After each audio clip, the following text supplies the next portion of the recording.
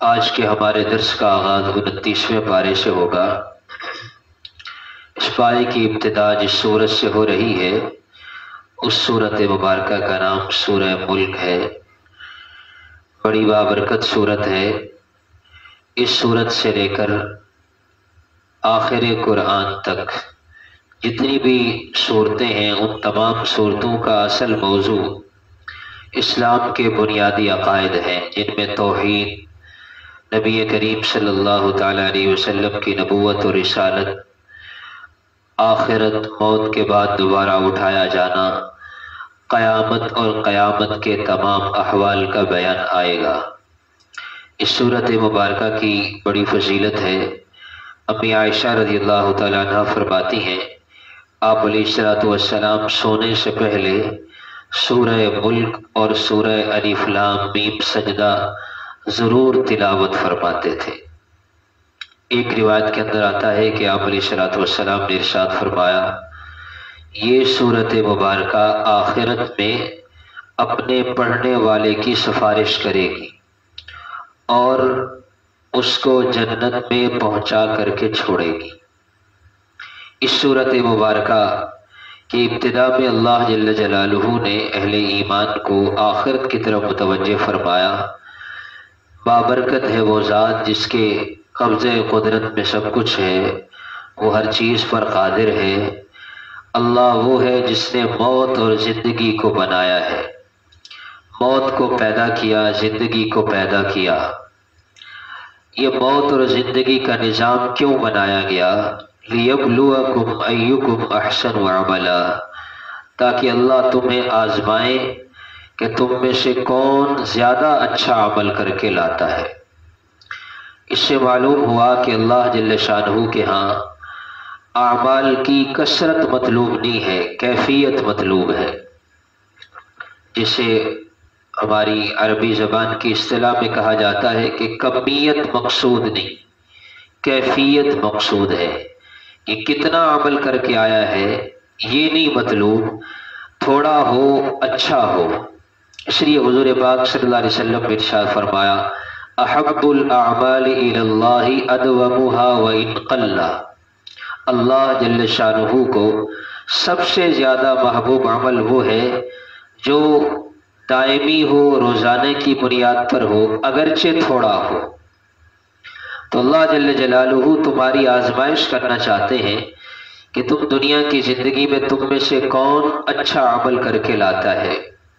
قرآن کا اسلوب اور انداز بتلا رہا ہے کہ اللہ نے پہلے موت کو بیان فرمایا، پھر زندگی کو بیان فرمایا کہ اللہ وہ ہے جس نے موت کو پیدا کیا۔ حالانکہ انسان کی زندگی پہلے ہوتی ہے اور موت بعد میں آتی ہے، لیکن یہ بتلا دیا کہ تمہاری زندگی کا اصل انجام موت ہی ہے، موت کو کبھی نہ بھلانا۔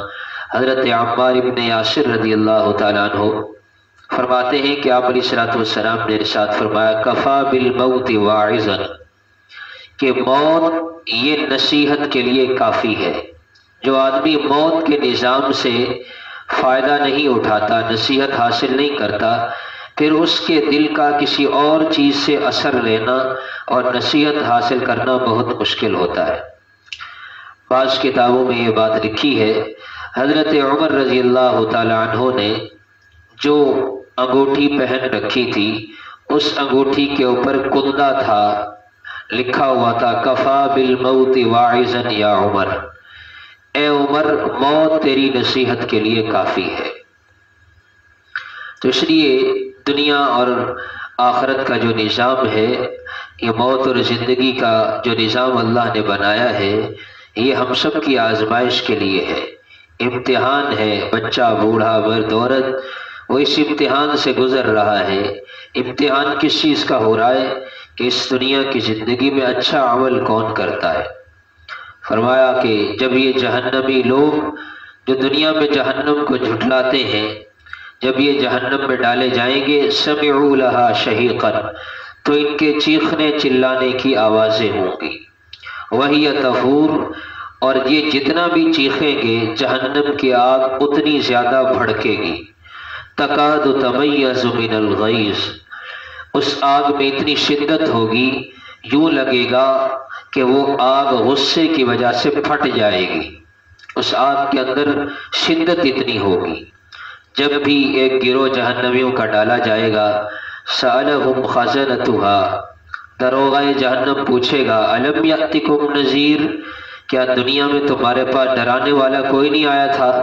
وہ کہیں گے بلا، کیوں نہیں، قد جاءنا نذیر، ڈرانے والا تو آیا تھا لیکن ہم نے اس کو جھٹلا دیا۔ بعض مقامات پر فرمایا، کہیں گے غلبت علینا شقوتنا، ہماری بدبختی ہم پر غالب آ گئی۔ تو اس کو اللہ نے ایمان کی دولت دے دی ہے۔ یہ اللہ کا کتنا بڑا احسان ہے کہ اللہ تعالیٰ نے ہم سب کو مسلمان گھرانے میں پیدا فرمایا۔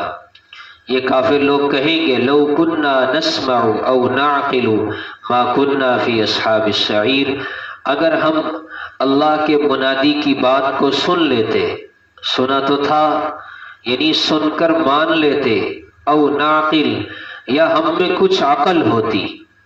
یہ وہاں اپنے عقل پہ ماتم کریں گے، اپنے آپ کو جو یہاں بڑے عقل مند سمجھتے ہیں، یہ کل اپنی نادانی اور بے عقلی، کم عقلی کا اعتراف کریں گے۔ کیا کہیں گے لو کننا نسمع، کاش کہ ہم بات کو سن لیتے، او نعقل، یا ہم سمجھ جاتے، ہم عقل سے کام لیتے، تو ما کننا فی اصحاب السعیر، آج ہم جہنمیوں میں سے نہ ہوتے۔ فاعترفوا بذنبہم، وہاں وہ اپنے گناہوں کا اعتراف کریں گے۔ فسحقا، ہلاکت ہو، دھتکارے جائیں گے جہنم والے۔ اس لیے یہ دنیا کی جو زندگی ہے یہ آخرت بنانے کا میدان ہے، یہاں جو بوئیں گے کل وہی کاٹیں گے۔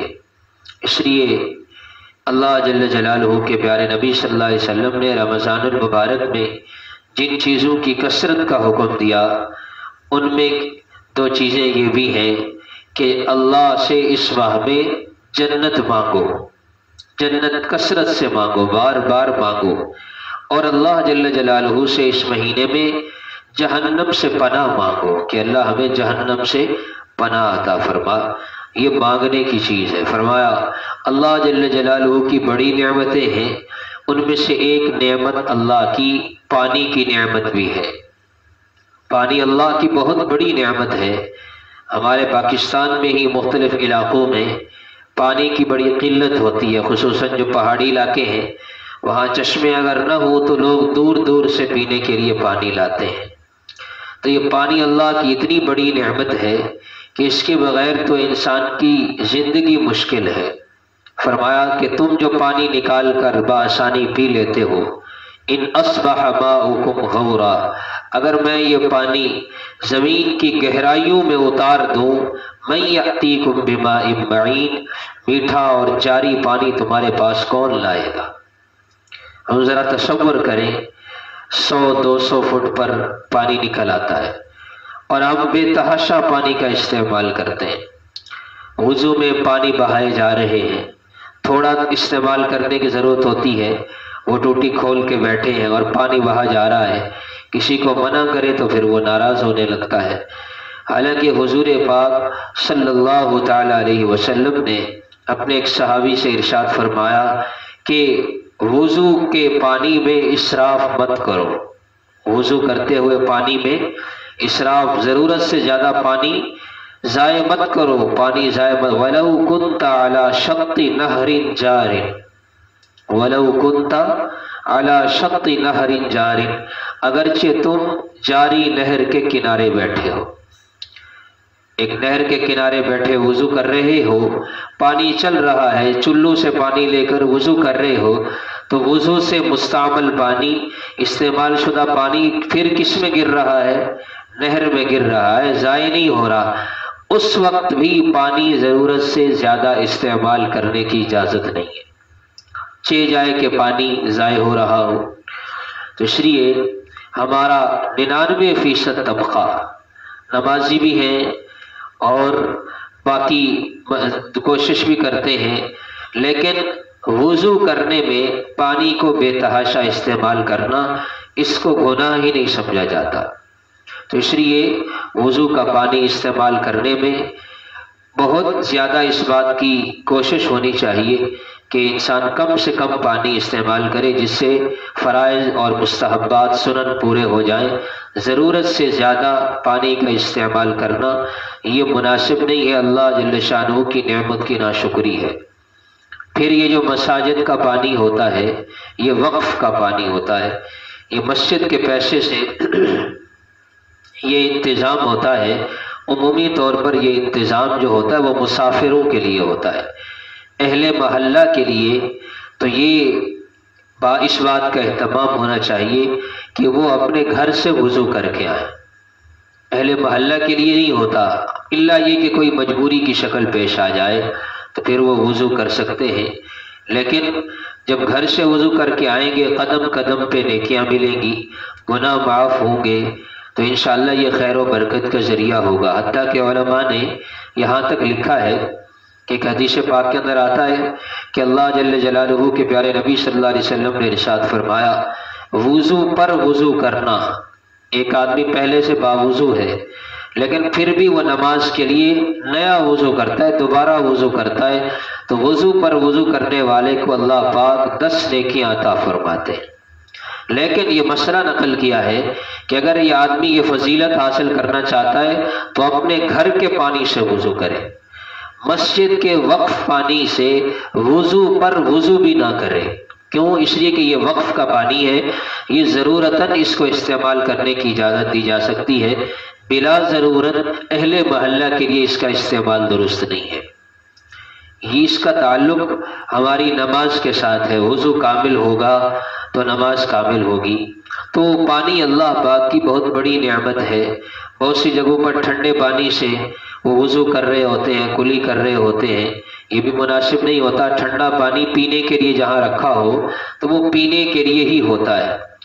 ایک اور بھی بڑی برائی ہے کہ ایک آدمی پانی پی کر گیا اور دوسرا پانی پینے آتا ہے تو پہلے ٹھنڈے پانی سے اس گلاس کو دھوتا ہے، حالانکہ بہت سی احادیث کو جوڑنے سے، اگرچہ یہ حدیث پاک میں صراحتاً تو نہیں آیا، بہت سے لوگ کہتے ہیں جی حدیث میں آتا ہے کہ مومن کے جھوٹے میں شفا ہے، یہ حدیث پاک نہیں ہے۔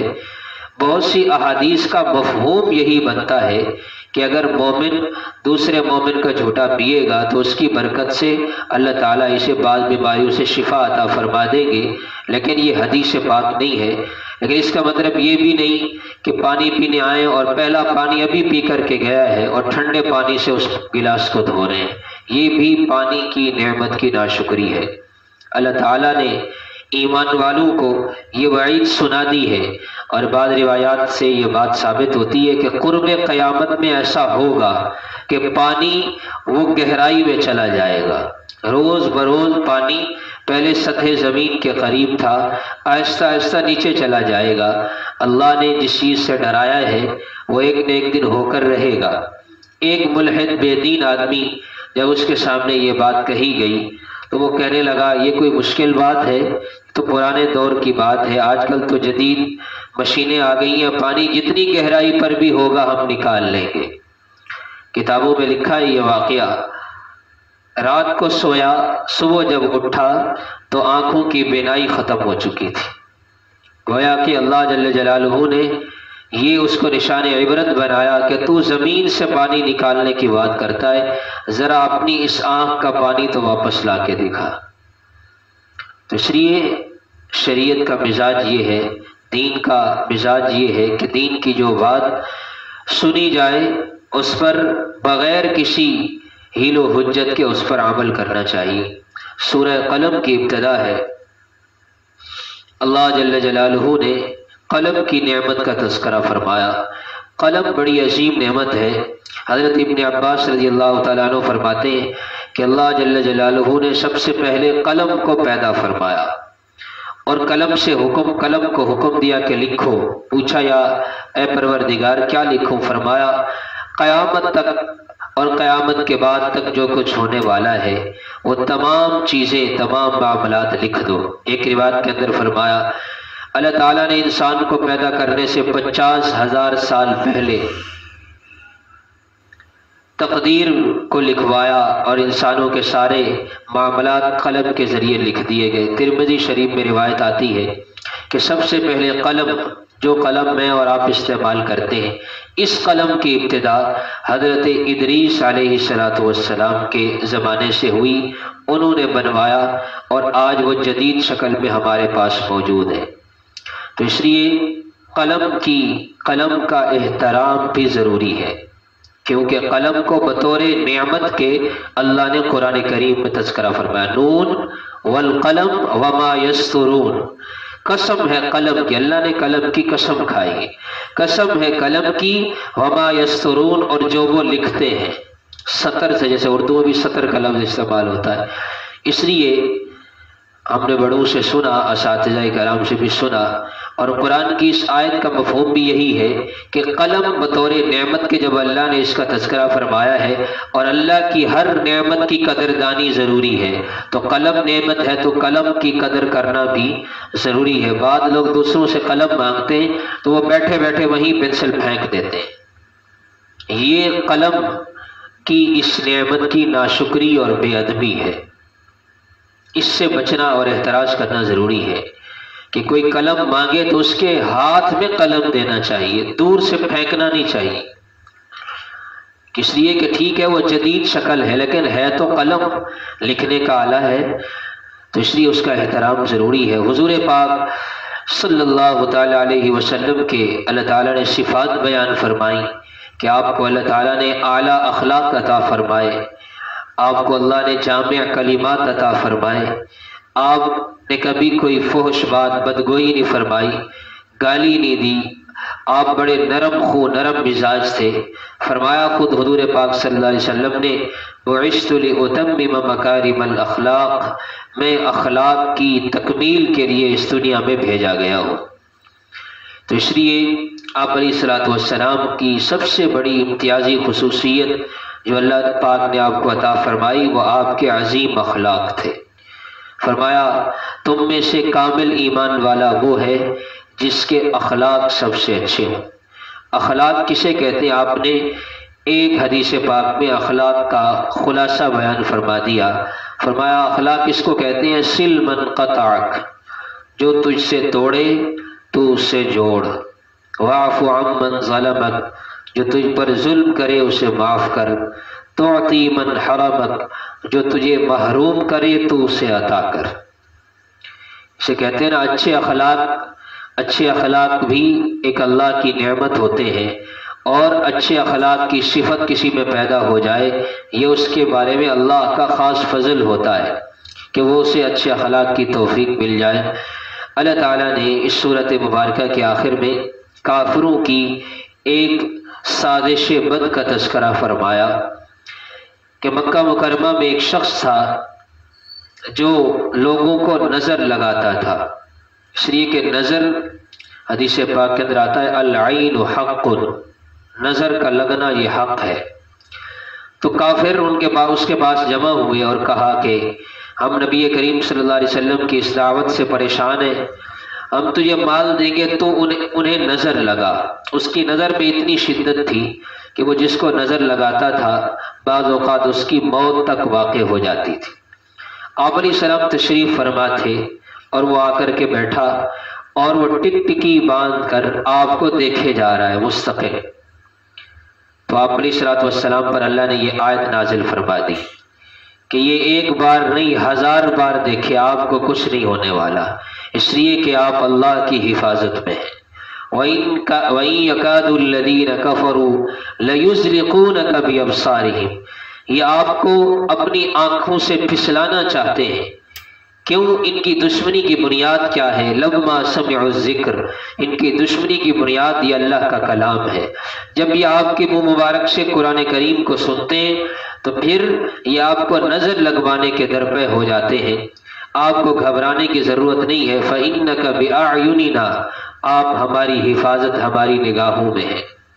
اس لیے فرمایا ایک جگہ پر یا ایھا الرسول بلغ ما انزل الیک من ربک وَإِن لَّمْ تَفْعَلْ فَمَا بَلَّغْتَ رِسَالَتَهُ وَاللَّهُ يَعْصِمُكَ مِنَ النَّاسِ، اللہ لوگوں سے آپ کی حفاظت فرمائیں گے۔ چنانچہ حضور پاک صلی اللہ تعالی علیہ وسلم نے اس کے بارے میں ارشاد فرمایا العین حق، کہ نظر کا لگنا حق ہوتا ہے۔ در منصور میں ایک روایت ہے، آپ نے فرمایا العین حق لتورد الرجل القبر والجمل القدر وان اکثر ہلاک امتی فی العین، کہ نظر کا لگنا حق ہے، یہ نظر آدمی کو قبر تک پہنچا دیتی ہے، اونٹ کو ہانڈی تک پہنچا دیتی ہے۔ مطلب کیا کہ اونٹ کو پھر ذبح کرنا پڑتا ہے، نتیجتاً وہ ہانڈی میں پہنچتا ہے۔ آدمی کو قبر تک پہنچاتی ہے، اونٹ کو ہانڈی تک پہنچاتی ہے۔ فرمایا میری امت کے ہلاک ہونے والے اکثر لوگ نظر کی وجہ سے ہلاک ہوں گے۔ اور ایک حدیث پاک کے اندر ارشاد فرمایا کہ نظر لگنے سے اللہ پاک کی پناہ مانگا کرو۔ اے اللہ میں ایسی آنکھ سے پناہ مانگتا ہوں جو مجھے نظر لگائے۔ طویل دعا ہے، تو اس لیے اس بات کا خوب اہتمام ہو جائے۔ اب یہ حدیث آج کے دور میں سمجھنا بہت آسان ہے، کیا کہ میری امت کے اکثر لوگ کس وجہ سے ہلاک ہوں گے؟ نظر کی بنا پر۔ کھانا کھا رہے ہیں تو اس کی تصویر بنا کے لگا دی، تو نظر نہ لگے تو اور کیا ہو جی؟ اچھا کپڑا پہنا، اس کی تصویر بنا کے لگا دی۔ کوئی کسی اچھی جگہ گئے، اس کی تصویر بنا کے لگا دی، جس کو ہم آج کی زبان میں اسٹیٹس لگانا کہتے ہیں۔ ایسے لوگوں میں ایسا جنون ہے، الامان والحفیظ، کھانا کھاتے بعد میں ہے۔ دسترخوان پہ کھانا لگا ہوا ہے تو کوئی کھانا لگا، بھائی ٹھہرو ایک منٹ ٹھہرو، تصویر بنا رہے ہیں۔ وہ پہلے تصویر بنائیں گے کہ آج ہم فلاں ہوٹل پہ کھا رہے ہیں، آج فلاں جگہ کھا رہے ہیں، آج فلاں جگہ کھا رہے ہیں۔ ہمارے شریعت کی، ہمارے دین کی یہ تعلیم نہیں ہے۔ اس لیے اس بات سے احتیاط لازمی ہے۔ نتیجتاً پھر بیمار ہوتے ہیں، پھر کہتے ہیں جی ہمیں دم کرے، ہمیں نظر لگ گئی ہے۔ کام خود کرتے ہیں نظر لگانے والے، پھر اس کے بعد دم کروا لو۔ تو پہلے ہی سد باب ہونا چاہیے۔ یہ وہ چیز ہے کہ جس کی طرف ہمارا بالکل بھی خیال نہیں ہے۔ ایک حدیث پاک میں آتا ہے، آپ علیہ الصلوۃ والسلام نے ارشاد فرمایا، جس کا مفہوم ہے کہ اپنے مقاصد کی تکمیل میں راز سے مدد حاصل کرو، اس لیے کہ ہر صاحب نعمت سے حسد کیا جاتا ہے۔ آپ نے کوئی کام کرنا ہے تو پہلے ہی اس کی تشہیر میں لگ جاتے ہیں کہ میں یہ کام کرنے لگا ہوں، میں فلاں کام کرنے لگا ہوں۔ نتیجتاً کیا ہوتا ہے کہ پھر وہ اس کام کے کرنے میں رکاوٹیں پیدا ہو جاتی۔ تو اس لیے اللہ جل جلالہ کی نعمتوں کا اظہار بھی ضروری ہے، لیکن وہ اظہار اس طریقے پر نہ ہو کہ وہ اظہار پھر انسان کے حق میں فائدہ بننے کی بجائے نقصان دہ ثابت ہو۔ تو اس لیے اس عمل کو اپنی زندگی سے ترک کریں کہ کھانے پینے کی چیزوں کا سٹیٹس لگانا چھوڑ دیں۔ اچھی چیز پہنی ہے تو کیا ہو گیا؟ نہیں، اس کو لگا رہے ہیں۔ کوئی چھوٹی سی نعمت ملی، سوشل میڈیا پر اس کو پھیلا رہے ہیں۔ یہ شریعت کا مزاج نہیں ہے۔ ہمیں تو حکم یہ دیا گیا ہے کہ ہم اگر کھانے کی کوئی چیز لائیں، پڑوسیوں کو، دیکھنے والوں کو دے سکیں تو دیں، ورنہ اس کو چھپا کر کے لائیں۔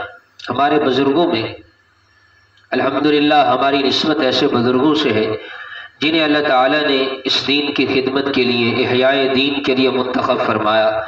بارہا میں یہ واقعہ آپ کی خدمت میں عرض کرتا ہوں۔ ہمارے بزرگوں میں تھے مولانا اصغر حسین صاحب رحمۃ اللہ علیہ، دارالعلوم دیوبند کے بڑے اساتذہ میں تھے۔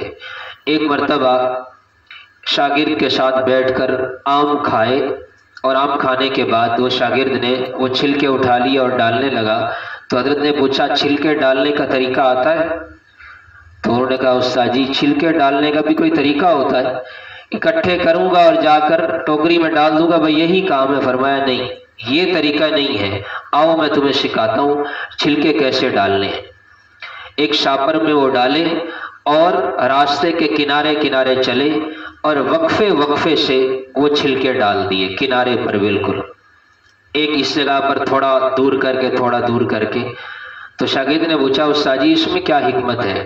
فرمایا اگر تم باہر اکٹھے ایک جگہ ڈالتے تو یہ اہل محلہ سب غریب ہیں، ان کے بچے دیکھتے تو ان کا جی للچاتا کہ کاش ہمارے پاس بھی وسعت ہوتی تو ہم بھی آم کھاتے۔ اب ہمارے پاس اتنی وسعت نہیں کہ ہم سب کو کھلائیں، تو کم از کم ان کو اس سے بچا تو سکتے ہیں، اکٹھے اس لیے نہیں ڈالے۔ راستے کے کنارے اس لیے ڈال دیے ابھی تھوڑی دیر میں یہاں بکریوں کا ریوڑ گزرے گا، تو بکریاں وہ ایک ایک کر کے چنتی جائیں گی، کھاتی جائیں گی۔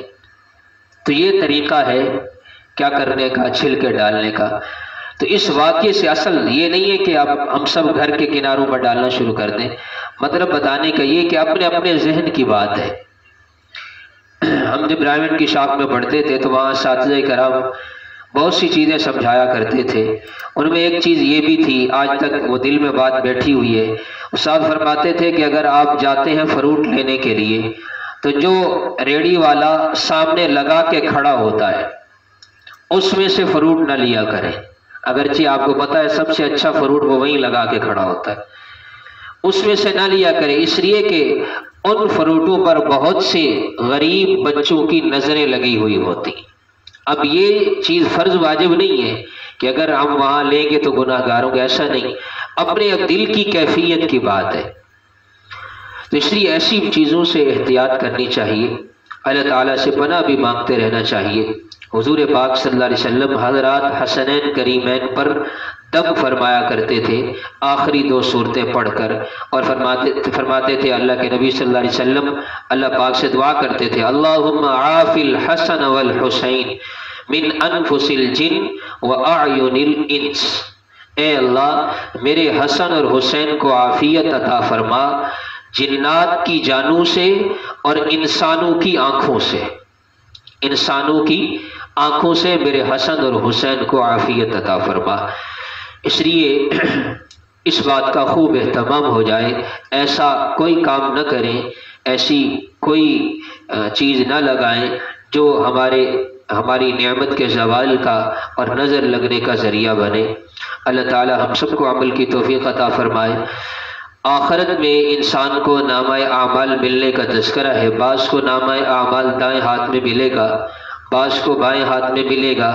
جسے نامہ اعمال دائیں ہاتھ میں ملا وہ لوگوں کو دکھائے گا، ہاؤم اقرؤوا کتابیہ، میرا نامہ اعمال پڑھو، انی ظننت انی ملاق حسابیہ، میں جب دنیا میں زندگی گزارتا تھا مجھے پتا تھا کہ ایک دن مجھے اپنے اس حساب و کتاب کے معاملے میں جانا ہے، نتیجتاً میں نے آخرت کی تیاری کی۔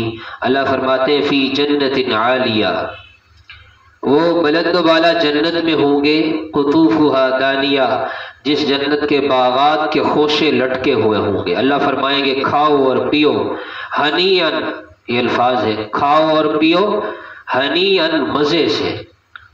کھانا اور پینا کبھی بغیر مزے کے بھی ہوتا ہے، بندہ مجبوراً کھا رہا ہوتا ہے، لیکن فرمایا کھانا اور پینا کس سے ہوگا؟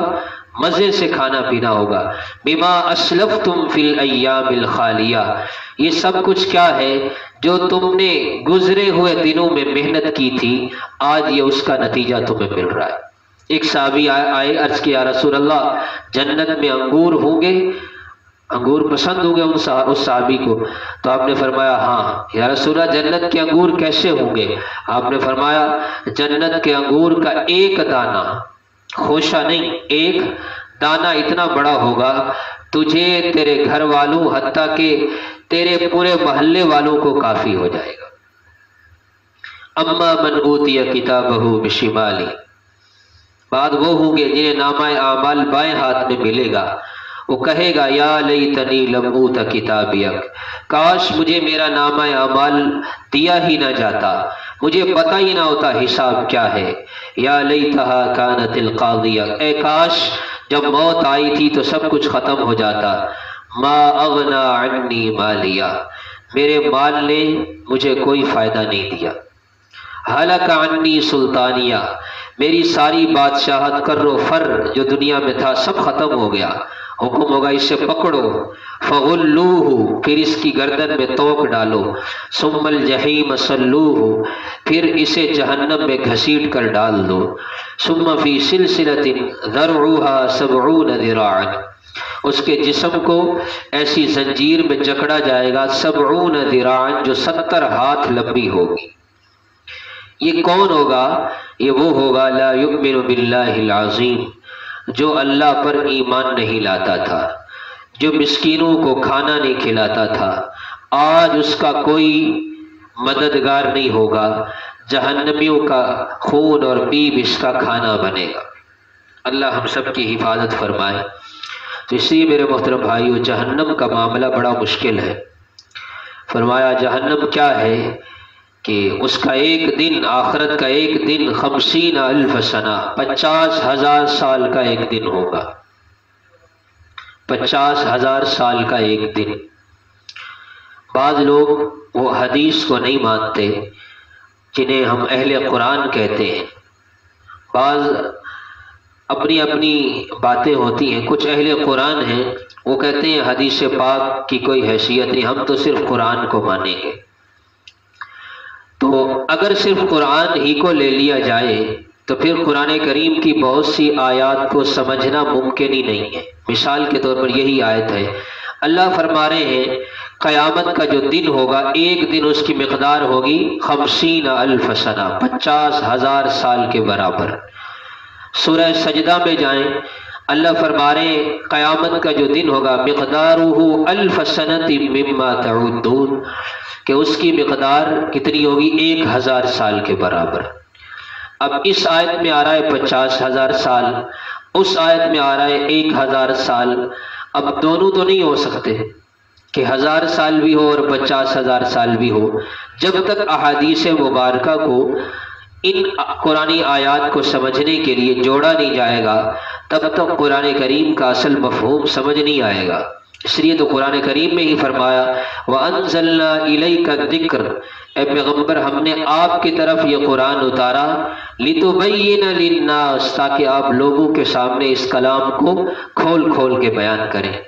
اللہ کے نبی صلی اللہ علیہ وسلم نے ارشاد فرمایا، آپ سے صحابہ کرام نے پوچھا تو آپ نے فرمایا یہ جو دن کی مقدار ہے یہ لوگوں کے اعمال کے اعتبار سے مختلف ہوگی۔ کافروں کے لیے آخرت کا ایک دن 50,000 سال کے برابر ہوگا، اور گناہگار ایمان والوں کے لیے آخرت کا ایک دن 1000 سال کے برابر ہوگا۔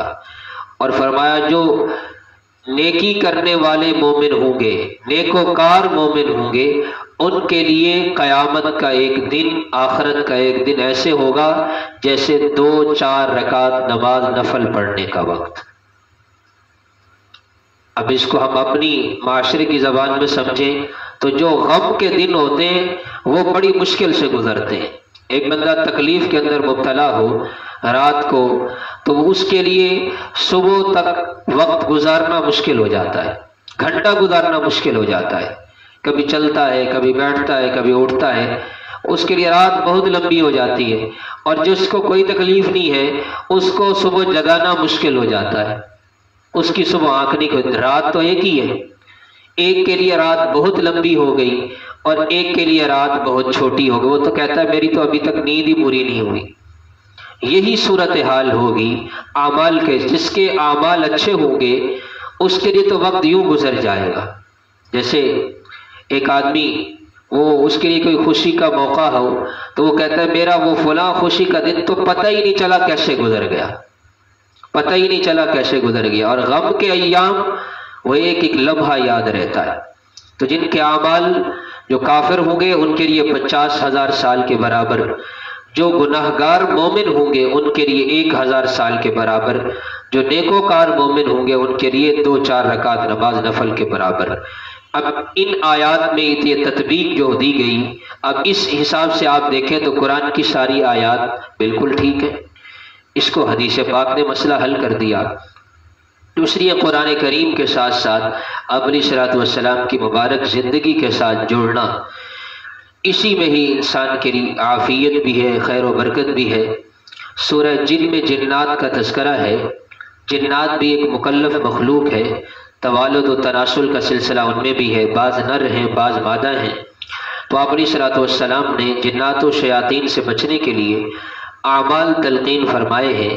ان میں سے ایک یہ بھی ہے کہ آپ علیہ الصلوۃ والسلام نے فرمایا جب بیت الخلاء میں جانے کی باری ہے، داخل ہونے سے پہلے دعا پڑھنی، اللہم انی، بسم اللہ، اللہم انی اعوذ بک من الخبث والخبائث، اے اللہ میں نر اور مادہ جنات و شیاطین سے آپ کی پناہ میں آتا ہوں۔ فرمایا حدیث پاک میں جو یہ دعا پڑھ لیتا ہے اس کے ستر اور جنات و شیاطین کے درمیان اللہ پردہ حائل کر دیتے ہیں، کیونکہ بیت الخلا وہ ستر کھولنے کا مقام ہوتا ہے، تو جنات و شیاطین وہ اس کے ستر کو نہیں دیکھ سکتے، اس دعا کی برکت سے درمیان میں اللہ پردہ حائل فرما دیتے۔ تو بہت سے جنات اور شیطانی اثرات، اس کا حل یہی ہے کہ ہم اس عمل کو اپنا لیں، اور یہ دعا داخل ہونے سے پہلے پڑھنی چاہیے۔ اس دعا کو پڑھنے کا بھی معمول ہو۔ آپ علیہ الصلوۃ والسلام کے پاس جنات کی ایک جماعت آئی اور انہوں نے آ کر کے شکایت کی، یا رسول اللہ، بعض لوگ ایمان والے وہ ہڈیوں سے استنجا کر لیتے ہیں، حالانکہ ہڈیاں تو ہماری خوراک ہیں۔ تو آپ علیہ الصلوۃ والسلام نے صحابہ کرام کو ہڈی سے استنجا کرنے سے منع فرمایا۔ ترمذی شریف میں روایت آتی ہے، آپ نے فرمایا انہ زاد اخوانکم من الجن، کہ یہ تمہارے جن بھائیوں کی خوراک ہے، یہ تمہارے جن بھائیوں کی خوراک ہے۔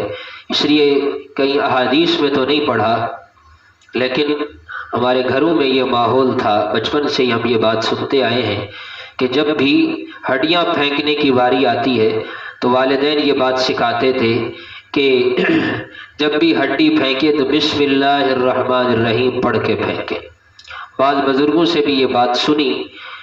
اس کا فائدہ کیا ہوتا ہے؟ جب آپ بسم اللہ پڑھ کے پھینکتے ہیں تو پھر ان ہڈیوں میں کافر جنات کا حصہ نہیں رہتا، کیونکہ کافر وہ اللہ کے نام پر، اللہ کے نام والی چیز کے قریب نہیں آتا، تو وہ مسلمان جنات کی خوراک بن جاتے ہیں۔ بہرحال ایک بزرگوں کا عمل ہے، چلا آ رہا ہے، تو اگر یہ کر بھی لیا جائے تو اس میں کوئی حرج نہیں، بسم اللہ الرحمن الرحیم پڑھ کے پھینکنا چاہیے۔ تو جنات بھی ایک مکلف مخلوق ہے۔ جنات جب انہوں نے قرآن سنا، قالوا انا سمعنا قرآنا عجبا، کہنے لگے ہم نے بڑا تعجب خیز قرآن کلام سنا ہے، یہدی الی الرشد، جو ہدایت کی طرف ہماری رہنمائی کرتا ہے، آمنا بھی، ہم اس پر ایمان لے آئے۔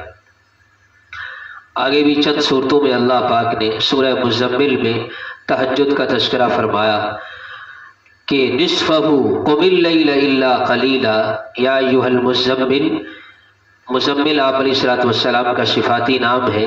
قم اللیل الا قلیلا، رات کو کھڑے ہوں مگر تھوڑا تھوڑا، کچھ حصہ آرام کریں، کچھ حصہ اللہ کے سامنے کھڑے ہوں۔ نصفہ، نصف رات آرام کر لیں، نصف رات عبادت کر لیں تب بھی ٹھیک ہے، او انقص منہ، یا اس سے بھی کم، یعنی 3 حصوں میں سے 2 حصے آرام اور تہائی حصہ وہ اللہ کے سامنے کی عبادت، یہ بھی ٹھیک ہے۔ او زد علیہ، یا آپ اس پر بھی اضافہ کریں، آپ کی مرضی۔ ورتل القرآن ترتیلا، اور آپ قرآن کو ترتیل کے ساتھ پڑھیں۔ رات کو تہجد میں قرآن کا پڑھنا، ان ناشئۃ اللیل ہی اشد وطئا واقوم قیلا، کتنی خوبصورت آیت ہے۔ فرمایا رات میں تہجد میں اٹھ کر قرآن پڑھنا اشد وطئا، یہ سیدھا دل پہ جا کے اثر کرتا ہے، واقوم، اور انسان کی اصلاح کے لیے تہجد کی نماز اور اس میں قرآن کا پڑھنا یہ مجرب عمل ہے کہ اگر انسان اپنی اصلاح چاہتا ہے، قرآن کہہ رہا ہے ان ناشئۃ اللیل، بے شک رات کا اٹھنا، ہی اشد وطئا، یہ سب سے زیادہ انسان کے نفس کو روننے والا ہے، مطلب انسان کی سب سے زیادہ اصلاح ہوتی ہے۔ وَأَقْوَمُ قِيلًا، اور قرآن پڑھنے سے پھر انسان کے جس طرح نفس کی اصلاح ہوتی ہے، اس کی زبان کی بھی اصلاح ہوتی ہے، اس کی گفتگو میں نکھار آتا ہے، کیونکہ جو رات کو اٹھ کر قرآن پڑھتا ہے وہ اللہ سے باتیں کر رہا ہوتا ہے، جو اللہ سے باتیں کر رہا ہے کیسے اس کی گفتگو میں نکھار نہ آئے۔ اس لیے تہجد کا بھی اہتمام ہونا چاہیے۔ آخر میں اللہ تعالیٰ نے قیامت کا تذکرہ بھی فرمایا اور قیامت کی نعمتوں کا، آخرت کی نعمتوں کا بھی تذکرہ فرمایا۔ اللہ تعالیٰ ہم سب کو اس ماہ مبارک کی برکت سے آخرت میں کامیاب ہونے والے لوگوں میں اللہ ہم سب کو شامل فرمائیں۔ جو کچھ کہا سنا اللہ تعالیٰ مجھے اور آپ سب کو عمل کی توفیق عطا فرمائے۔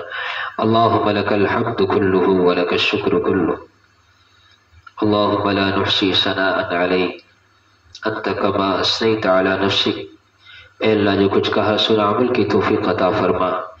اے اللہ آپ نے ماہ مبارک ہمیں عطا فرمایا، ہم اس کی قدر نہ کر سکے، جتنی کمی کوتاہیاں ہوئی معاف فرما۔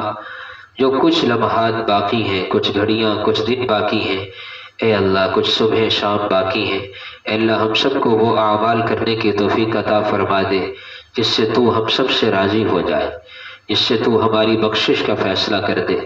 اے اللہ ہم سے وہ کام کروا لے جس سے تو راضی ہو جائے، تیرا محبوب راضی ہو جائے۔ ان دنوں میں اللہ ان کاموں سے بچا لے جس سے آپ ناراض ہوں، آپ کے محبوب ناراض ہوں۔ اے اللہ جو کچھ کہا سنا ہم سب کو عمل کرنے کی، دوسروں تک پہنچانے کی توفیق عطا فرما۔